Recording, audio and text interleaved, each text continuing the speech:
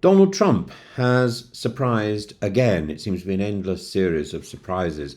I do find people who love the dramatic a little irritating. I love the dramatic, but I yearn for the simple and the dull.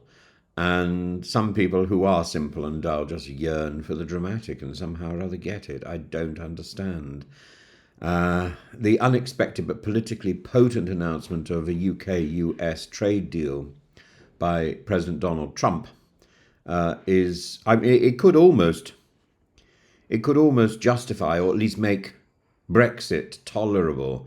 The precise terms remain unrevealed, but already the implications are reverberating across the Atlantic. In typical Trumpian fashion, the declaration was teased in capital letters on his Truth Social platform, referring to a major trade deal with a big and highly respected country.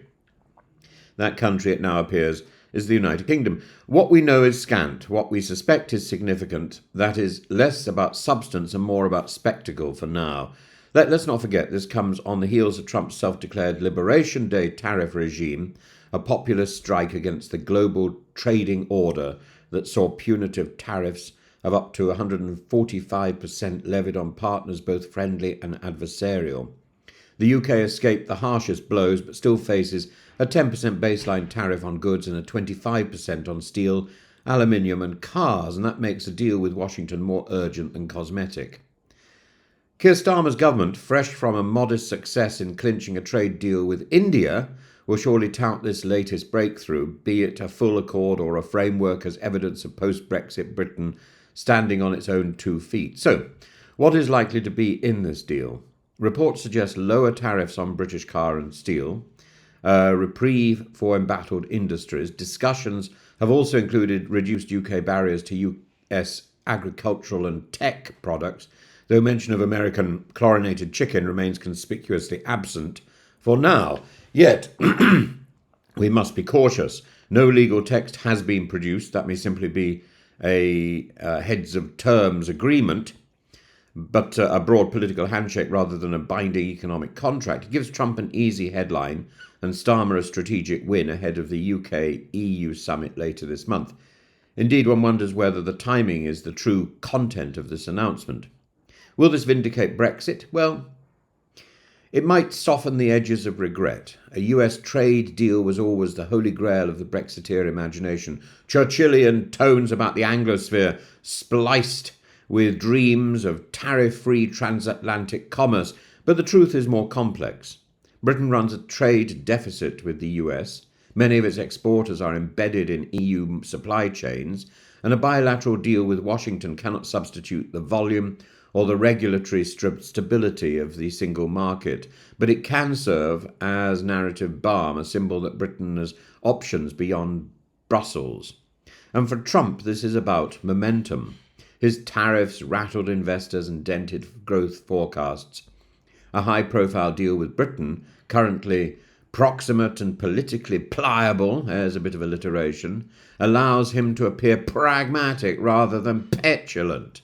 It signals to India, Japan and others that they should come to the table or risk being locked out. This also helps Trump domestically, where criticism of his trade war has escalated, including from Republicans worried about inflation and supply chains. A deal with a key ally helps restore a sense of direction, even if the steering wheel isn't connected.